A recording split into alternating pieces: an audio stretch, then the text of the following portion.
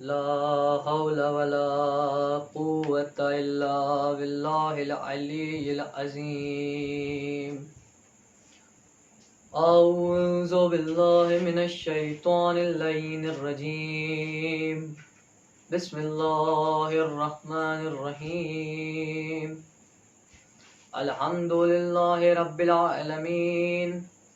الحمد لله الذي جعل له متمسكين بولایت سلطان اولیاء منبر سلونی ابن ام نبی در العطا مہر برج نما شہسوار لافتا پیشوائے انبیاء عروۃ الوثقی کلمۃ الحسنی سید الاوصیاء اماد الاصفیاء خیر المؤمنین امام المتقین اول العابدین اسعد الزاہدین حبل اللہ المتین لم یروا آسمان و زمین وجہ اللہ عین اللہ نور اللہ سیف اللہ بعب اللہ اذن اللہ عبد اللہ اسحد اللہ الغالب غالب کل غالب مطلوب کل طالب علی ابن ابی طالب وعلى اہل بیتہ الطیبین الطاہرین المعصومین المظلومین المنتخبین ولعنة الله على أعدائهم من الآن إلى يوم الدين. أما بعد فقد قال الله سبحانه وتعالى في كتابه المبين وهو أصدق الصادقين وقوله الحق. بسم الله الرحمن الرحيم. يا أيها الرسول بلغ ما أنزل إليك من ربك وإن لم تفعلوا فما بلغت رسالته واللہ یعصمک من الناس. اللہم صلی علی محمد وآل محمد. ناظرین اکرام سلام علیکم. سب سے پہلے آج کے اس پر مسرت موقع پر آپ تمام ناظرین کی خدمت میں عید غدیر کی بہت بہت مبارکباد پیش کرتا ہوں. حضرات، یہ جو آیت میں نے آپ کے سامنے تلاوت کی ہے قرآن مجید کے چھٹے پارے سورہ المائدہ کی آیت ہے. اس آیت میں اللہ تعالیٰ نے مسئلہ ولایت کو بیان فرمایا ہے، لہٰذا آج کی اس محفل میں آپ کے سامنے مسئلہ ولایت کو بیان کرنا چاہتا ہوں. قرآن مجید میں ارشاد ہو رہا ہے یا ایھا الرسول بلغ ما انزل الیک من ربک، اے میرے رسول خاص وہ چیز پہنچا دیے جو آپ کی طرف نازل کی گئی ہے. وَإِن لَّمْ تَفْعَلُوا فَمَا بَلَّغْتَ رِسَالَتَهُ، اور اگر آپ نے ایسا نہ کیا تو گویا کار رسالت کا کوئی عمل انجام ہی نہ دیا.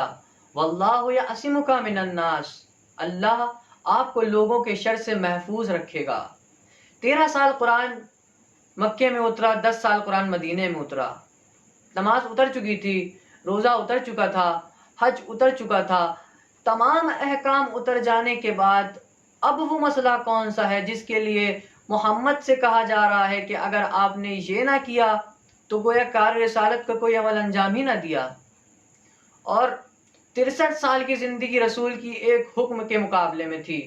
اور میں تو یہاں تک کہوں گا کہ 63 سال کی زندگی کیا، نبی آخری نبی تھے، سید المرسلین ہیں، 1,24,000 نبیوں میں سردار ہیں، 313 رسولوں میں سردار ہیں، 5 اولو العزم پیغمبروں میں سردار ہیں، جس کے لیے پروردگار عالم ارشاد فرما رہا ہے کہ اے رسول اگر میں آپ کو خلق نہ کرتا تو یہ کائنات خلق نہ ہوتی. یہ کائنات آپ کی محبت میں خلق ہوئی ہے. اسی رسول کے آگے جبرائیل امین آ رہے ہیں اور کہہ رہے ہیں کہ پروردگار عالم ارشاد فرما رہا ہے کہ اگر آپ نے یہ نہ کیا تو گویا کار رسالت کا کوئی عمل انجام ہی نہ دیا. اب آپ کے سامنے صرف 2 مسئلے کو بیان کرنا چاہتا ہوں. ایک مسئلہ یہ کہ وہ رسول کون ہے جس کو حکم ہو رہا ہے، اور وہ مسئلہ کیا ہے جس کے لیے حکم ہو رہا ہے. قرآن میں ارشاد ہو رہا ہے کہ اس وقت کو یاد کرو کہ جب زمین و آسمان بنے نہ تھے، شمس و قمر کے چراغ جلے نہ تھے، دنیا آباد نہ تھی، شاد نہ تھی.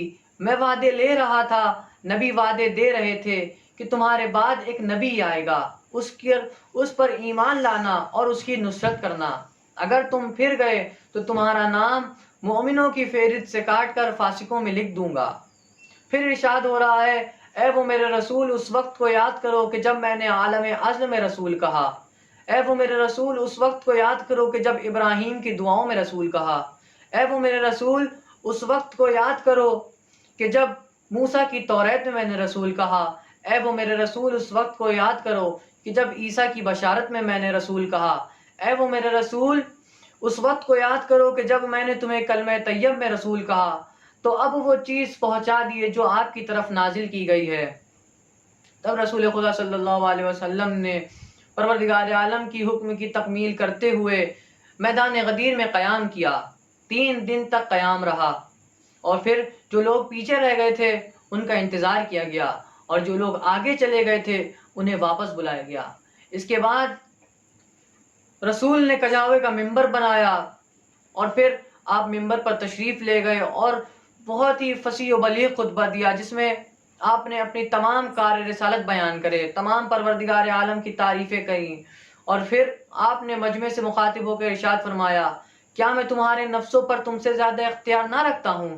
تمام مجمع نے کہا، یا رسول اللہ آپ ہم سے زیادہ ہمارے نفسوں پر اختیار رکھتے ہیں۔ اس کے بعد رسول نے ارشاد فرمایا کہ اللہ میرا مولا ہے اور میں ہر مومن کا مولا ہوں۔ اس کے بعد آپ نے حضرت علی علیہ السلام کا ہاتھ اپنے ہاتھ میں پکڑا اور بلند کر کے ارشاد فرمایا، من کنت مولا فہذا علی مولا، جس کا میں مولا ہوں اس کے یہ علی مولا ہے۔ اللہم صلی اللہ محمد وآل محمد۔ اور پھر آپ نے اس طرح دعا کی کہ پروردگار جو علی کو دوست رکھے تو اس کو محبوب رکھ، جو علی سے دشمنی کرے تو اس کو دشمن رکھ، جو علی کی مدد و نصرت کرے تو اس کی مدد فرما، اور جو علی کو حقیر سمجھے تو اس کو ذلیل کر۔ اس کے بعد جبرائیل امین آیت لے کے نازل ہوتے ہیں، الیوم اکملت لکم دینکم واتممت علیکم نعمتی ورضیت لکم الاسلام دینا، کہ آج دین مکمل ہو گیا، نعمتیں تمام ہو گئیں، پروردگار عالم ہمارے دین سے راضی ہو گیا۔ رسول اکرم اس کے بعد ارشاد فرماتے ہیں کہ اے مسلمانوں سنو، یہ بات غائبین تک پہنچا دینا، اور جو مجھ پر ایمان لایا اور میری تصدیق کی، میں اس کو حضرت علی علیہ السلام کی ولایت کی تاکید کرتا ہوں اور آگاہ کرتا ہوں، میں اس کو حضرت علی علیہ السلام کی ولایت سے تاکید کرتا ہوں اور آگاہ کرتا ہوں کہ علی کی ولایت میری ولایت ہے اور میری ولایت خدا کی ولایت ہے۔ والسلام علیکم ورحمۃ اللہ وبرکاتہ۔